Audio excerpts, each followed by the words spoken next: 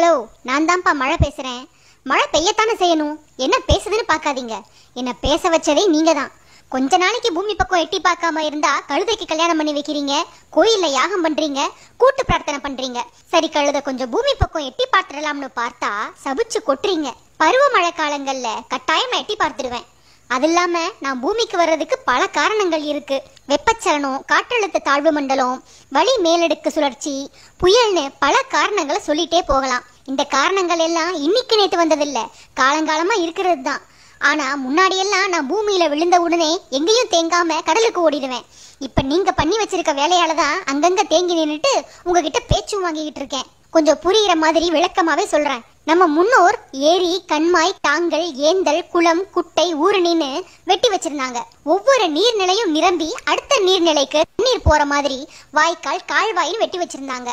இதெல்லாம் ஒன்னா சேர்ந்து ஆறா மாறி கடல்ல கலக்கிறதுக்கு முறையா வழி செஞ்சு வச்சிருந்தாங்க. நான் பூமியில விழுந்து தண்ணீரா ஓடுற பாதையும் நீங்க அடைச்சிட்டீங்க. நீர்நிலைகளையும் மண்ணால மேவி மேடாக்கி குடியிருப்புகளை கட்டி வச்சிட்டீங்க. அதுக்கு சில உதாரணங்களை சொல்றேன். நாராயண ஏரி கால்வாய் குடியிருப்புகளால ஆக்கிரமிப்பு செய்யப்பட்டிருக்கு. பெரம்பூர், பெரவள்ளூர், மேடவாக்கம், சேத்துப்பட்டு, நுங்கம்பாக்கம், மயிலாப்பூர், மாம்பழம் பகுதிகளில் இருந்த நீர்நிலைகள் எல்லாம் இப்போ காணாம போயிடுச்சு. 1923ஆம் வருஷம் தான் நீர்நிலைகளை ஆக்கிரமிச்சு வீடு கட்ட ஆரம்பிச்சிங்க.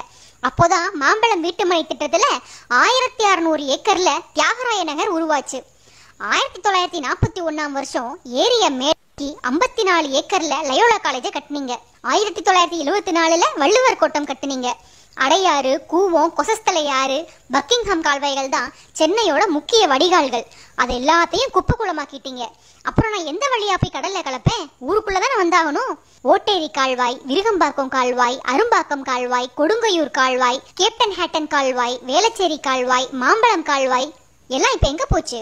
650 நீர்நிலைகள் இருந்த சென்னையில இப்போ வெறும் 27 நீர்நிலைகள் தான் இருக்கு. ஆதம்பாக்கம் ஏரி அழிச்சு மெட்ரோ திட்டம் கொண்டு வந்துட்டீங்க. மடிப்பாக்கம் ஏரி குப்பை கடை கிடக்கு. அரிய வகை பறவைகள் இருந்த புழுதிவாக்கம் ஏரியோ இப்போ ஹவுசிங் போர்டா மாறிடுச்சு. சென்னை, திருவள்ளூர், காஞ்சிபுரம் பகுதிகளில் மொத்தமா 3600 நீர்நிலைகள் இருந்திருக்கு. இப்போ எண்ணி பார்த்தா 50 கூட தேராது. ரெட்டேரியில இருந்த 15 நீர்த்தேக்கங்களை காணோம். 120 ஏக்கர்ல இருந்த மதுரவாயல் ஏரியோ இப்போ வெறும் 25 ஏக்கரா சுருங்கிடுச்சு. சென்னையில எந்த இடங்களுக்கெல்லாம் பாக்கம், வாக்கம்னு பேர் இருக்கோ அதெல்லாம் ஏரிதான். கோடம்பாக்கம் ஏரியாவே ஒரு ஏரி தான். பிக் பாஸ்ல இருந்து ஒரு நபரை வெளியேற்றிட்டா கேள்வி கேட்குறீங்க.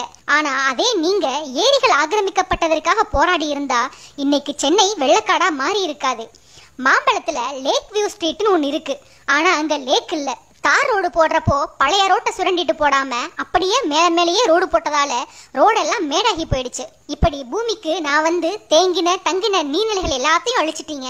நான் ஓடிக்கிட்டு இருந்த வாய்க்கால், கால்வாய் எல்லாத்தையும் காலி பண்ணிட்டீங்க. அப்புறம் நான் எங்க போவேன்? உங்க வீடுகளுக்குள்ளதான் புகுவேன், ரோட்ல தான் தேங்கி நிற்பேன். அதனால என்னை சபிக்கிறதையும் திட்டுறதையும் விட்டுட்டு ஆக வேண்டிய காரியங்களை ஒழுங்கா செஞ்சு நான் கடலுக்கு போறதுக்கு பாதையை ஏற்பாடு பண்ணி கொடுத்தா அடுத்த வருஷமாவது நீங்க நிம்மதியா இருக்கலாம்.